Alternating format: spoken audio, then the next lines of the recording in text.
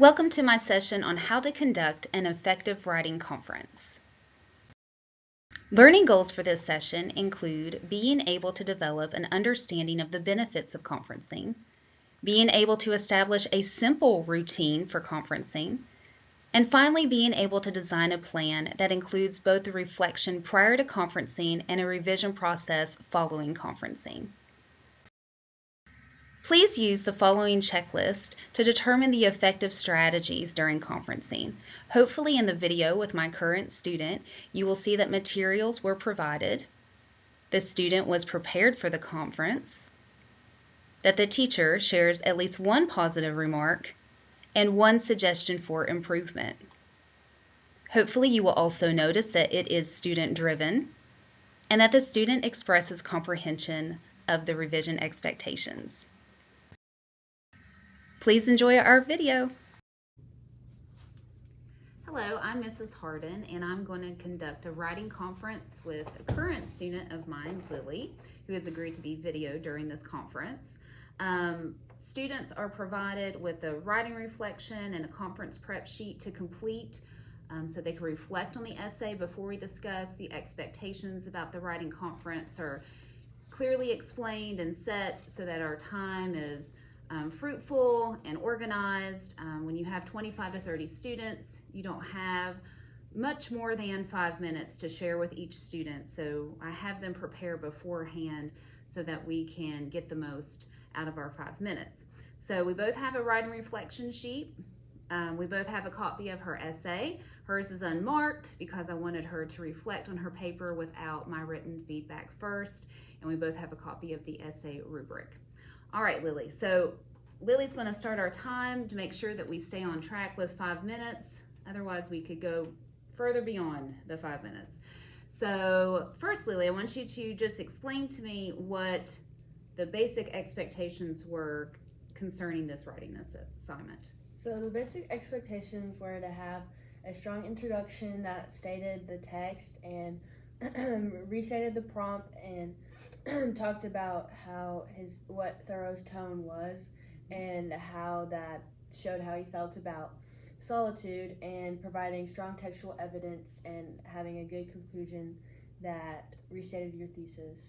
Okay, and that was number 1 on the reflection sheet, was to understand the rubric. Okay, so we're going to look at number 2, where you're asked to score your essay, 4 being the highest, 1 being the lowest. How did you score your essay, and then justify your decision based on the rubric? So I put that I had a 4, Mm-hmm. and I said that I had a strong introduction that talked about who the author was and what the title of the excerpt was, of Solitude by Henry David Thoreau. And I talked about the tone and what his tone was and how that showed how he felt about solitude. And then I had a thesis statement that clearly stated what I was going to be explaining in my essay. And then I provided textual evidence. I had a quote, and then I had some quotes in my own words from his text. And then I had a strong conclusion, restating my thesis and wrapping everything up and using different ways to talk about what I had explained and wrapping everything up in a clear and strong way. Right, that is a very strong defense for having a 4. I think you hit all the areas on the rubric, so very good. Which leads us to the next question. Even though it might overall be an excellent essay, you're still asked to determine an improvement. So if you can improve this essay, what do you think your focus would be? My focus would be having a stronger word choice and using a fancier language in my essay. Okay. All right. Are there any particular words that kind of caught your attention, or just word choice overall? One that I noticed was once. I used. There's definitely stronger verbs for that. And then one that I go to a lot is thing, which I don't think I added that in this one because I was really thinking about it and I was like, don't use thing. But I tried to come up with different words now, because you have pointed that out before, and you're like, no thing, I don't want to see thing. So I try not to put that in there, but I definitely say that a lot in my everyday language. So I try not to put that in my essay. Okay, good job. I also circled once in the essay. I felt like you could have used a stronger verb, and early on in the second paragraph I circled found, where you said Thoreau found comfort. I felt like found could be a little stronger there.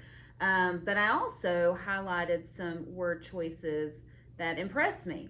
You used disdain, and you also used obstinate, which is one of our vocabulary words this semester, and so I celebrated when I saw those words in your paper. So even though you feel like you still need to work on word choice, your word choice has improved since the beginning of the semester, and that's what's most important. So you are improving. You notice you can always improve. I can always improve my vocabulary choices. I have some go-tos that bring me comfort when I'm speaking and writing, and we always need to take some risks and kind of graduate from our usuals in our vocabulary. But very, very good, and I agree that would be a focus of improvement. All right, the next question is, what are you most proud of when it comes to this essay? What did you love the most about what you did? I was most proud of my conclusion paragraph because I clearly stated that this was my conclusion paragraph. I didn't just throw a random paragraph in there.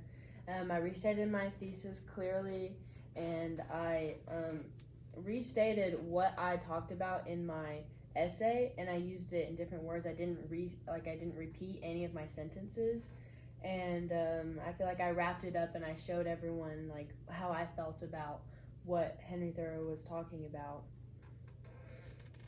Okay, all right, I agree with you. And it's probably good to note that this was a timed written response to a prompt, and so it is difficult to avoid looking at your introduction and just rewriting it verbatim. You didn't do that, and I was really proud. It was still concluding, but you really drive the point home. And oh my goodness, our time is done, but I'm going to wrap up. So I agree that you tried to convey some kind of realization, and you even give something more for your readers to consider at the end while still concluding. So it was a very strong conclusion. I love that. And even though our time is technically up, I do want to discuss what your plan would be for revising. So as you think about revising this essay and making some edits and corrections, what do you think that you might consider the most? I really have wanted to have a better introduction and starting my sentences like more professional or more creative, instead of saying Henry David Thoreau's expert of solitude, blah blah blah, like, because everyone seems to start their essay that way. Like at my table we all said we started it that way, and I was like, oh, okay. And I don't really like that. I want to have my own thing, and I want to have my essay stand out and be different, and I don't really know how to do that, and I would definitely look to improve that. Okay, I love that. I love that you want your essay to stand out, and you want to experiment with different ways to introduce your essay topic, and for your essay not to look like everyone else's in the class. That's certainly something that we can work on. And Henry David Thoreau would love that you were trying to be individual and unique, and but that also comes with experience. But the fact that you do have a great solid introduction, but the fact that you want it to be better, that impresses me, and I think that you should be applauded for that. Thank you. You're welcome. All right, Lily, thank you so much for discussing your paper with me, and I can't wait to see the revision. To conclude this session, I would like to offer a few final tips. Certainly maintain a narrow focus. You don't want to overwhelm your students with too much information in such a brief period of time. Speaking of time, I strongly suggest using a timer. As you may have noticed in the video, I went a bit beyond 5 minutes. And if you're like me, you enjoy conversing with your students, especially when it comes to their writing. So setting a timer will help you to stay on track and make sure that you are able to meet with each student. Keep the conferencing positive. Conferencing can certainly build relationships between teachers and students. You want your students to feel comfortable in asking more questions. You want your students to feel comfortable in expressing their concerns about their writing and also discussing their strengths and weaknesses. Allow the student to drive the conference. Students need to develop a sense of ownership when it comes to their writing. They also need to develop natural habits of looking at a rubric and concluding what their strengths and weaknesses are in their writing. After the conference, be sure to allow a sufficient amount of time for students to implement the enhancements that were discovered during the conference. Be sure to set clear due dates so students know when to submit their final work. And consider offering another reflection activity or exercise to your students after the final submission.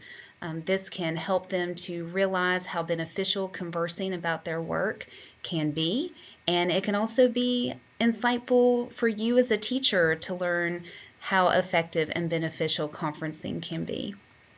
Thank you so much for your time and attention. I look forward to receiving some feedback, and I hope you have a wonderful day.